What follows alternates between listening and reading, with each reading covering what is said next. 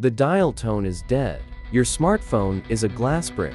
The lights don't just flicker, they vanish, leaving a silence so heavy it rings in your ears. At the ATM, the screen is black, and with it, your access to the digital wealth you've spent a lifetime accumulating. In that singular, bone-chilling moment, your identity as a modern citizen evaporates. You are no longer a taxpayer, an employee, or a social media profile. You are a biological entity in a race against time. You are a survivor. In the world of high-stakes preparedness, we call this a black sky event or a grid-down scenario. We aren't talking about a local storm that knocks out a transformer for an afternoon. We are talking about a sophisticated, large-scale cyber attack targeting the SCADA supervisory control and data acquisition protocols that manage our nation's electrical spine. In this theater of war, there are no paratroopers, no tank columns, and no whistling missiles. There is only a line of code,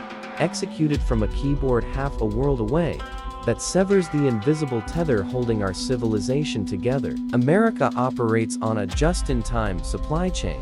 It is a miracle of efficiency and a nightmare of fragility. Without servers to process payments, without electricity to pump fuel, and without a functioning logistical network, our grocery stores become empty shells in less than 48 hours. The thin veneer of civility is held in place by a steady flow of electrons. Once that flow stops, the distance between order and anarchy is no wider than a frayed copper wire. To survive, you must master these 5 rules. Rule 5 is the one that will determine whether your story ends in the dark or continues into the light of a new day. 1.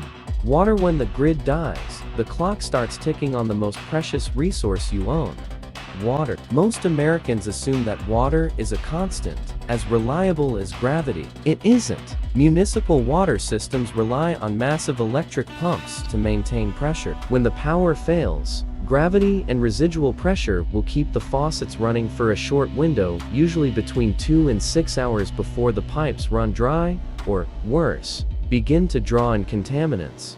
The moment you confirm this isn't a localized fuse blowing, the moment you realize the radio is silent and the cellular towers are cold, you must move.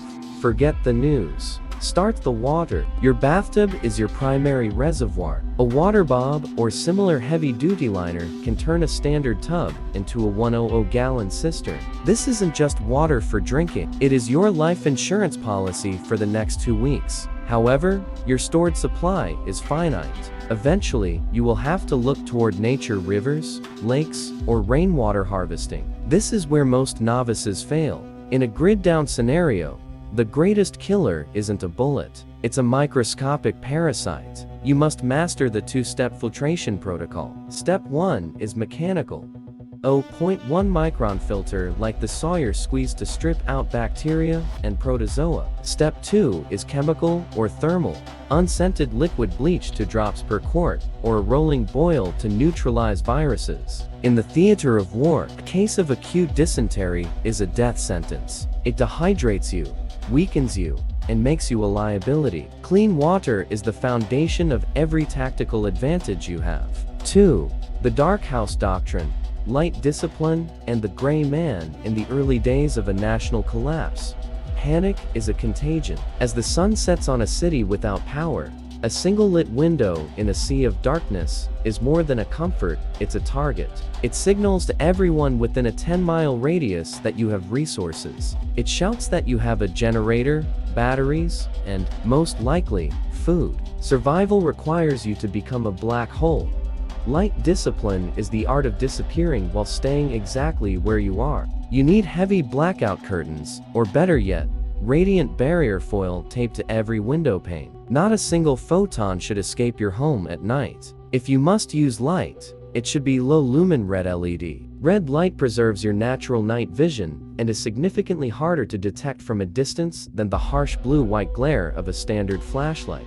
Beyond physical light, you must adopt the gray man psyche. This is the art of strategic invisibility. Now is not the time to don your full multicam tactical gear or patrol your front porch with a rifle.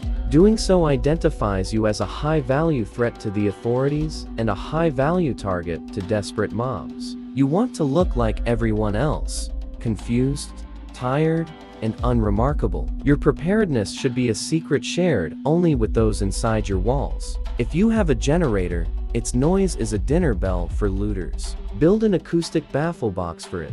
Run it only during peak noise hours, and never let the exhaust scent drift toward the street. In this new world, the man who is noticed is the man who is lost. 3. The sanitation crisis. The silent Callerth history of warfare is written in the logs of field hospitals, not just on maps of battle. More people die from poor sanitation in a crisis than from physical violence. When the pumps die, the sewers eventually stop moving. Attempting to flush your toilet with your precious stored water is a catastrophic tactical error. Not only are you wasting life-giving hydration, but you risk a backflow event where raw sewage begins to push back into your home because the lift stations downstream have failed. The solution is the two-bucket system. It is primitive, unglamorous, and absolutely essential. One bucket is for liquids, the other for solids. By separating the two and using an absorbent like sawdust, peat moss, or kitty litter,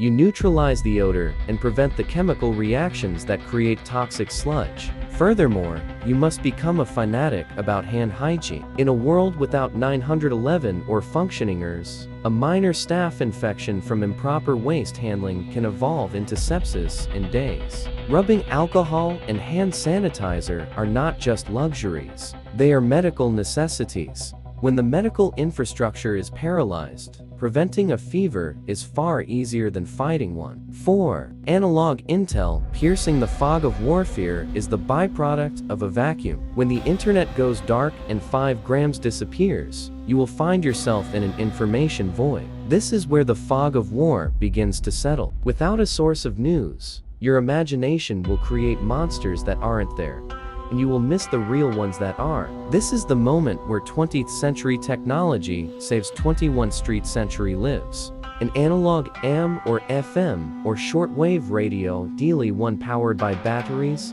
solar, and a hand crank, is your only window into the status of the nation. In a cyber conflict, shortwave radio remains the most resilient communication medium. It can skip across the ionosphere, bringing you news from hundreds of miles away, bypassing local blackouts. It will tell you if the disruption is local, national, or global, and it will direct you toward safe zones if they exist. Equally vital is the paper map. We have become slaves to the blue dot on our GPS screens. In a conflict, GPS signals can be spoofed, jammed, or simply shut down by the military. If you have to bug out or navigate to a secondary location, your phone will be a paperweight. A high-quality topographical map of your county and neighboring states is a non-negotiable tool. Knowing the backroads, the elevation changes, and the locations of natural springs is the difference between being a navigator and being a wanderer. 5. The PACE plan. The ultimate rule of resilienceithus is the most critical concept in the Survivalist's Handbook. It is a military acronym that stands for primary, alternate, contingency, and emergency. The man with one plan has no plan. In a cyber war, variables change by the minute. You must have a tiered strategy for every aspect of your survival. P primary, your best case scenario. You stay home, bug in, utilize your stored food and water, and wait for the grid to stabilize. You are in your fort, you know the terrain, and you are secure. Alternate, the situation at home becomes untenable, perhaps a fire in the neighborhood or a localized security threat. Your alternate plan is to move to a pre-arranged location, like a relative's home in a more rural area, using your primary vehicle. See contingency. The highways are gridlocked or fuel is unavailable. Your contingency is to move using bicycles or a small off-road vehicle, carrying only your 72-hour kit, bug-out bag. You avoid main arteries and move through pre-scouted secondary routes. Emergency. Everything has failed. Your home is gone, your vehicle is lost, and you are on foot. This is your Hail Mary plan, moving to a temporary cache or a wilderness survival site where you have pre-positioned minimal supplies. PACE is not just a list, it is a mindset. It forces you to accept that failure is a possibility and prepares you to transition from one plan to the next without the paralyzing effects of shock. A cyber attack on our SCADA systems might feel like the plot of a techno thriller, but in a world of near-peer adversaries, it is a looming reality. When the lights go out, the strong will panic, the rich will be confused, and the fast will run in circles. The only people who will thrive are those who adapted before the first electron stopped moving. True preparedness is not about a basement full of beans or an arsenal of rifles. It is about the insurance of knowledge. It is about having the calm, cold clarity to fill the tub while your neighbor is still trying to restart his router. Accumulate your skills today. Build your pace plan tonight. When the grid goes down, time will be your most ruthless enemy. Don't let it catch you standing in the dark.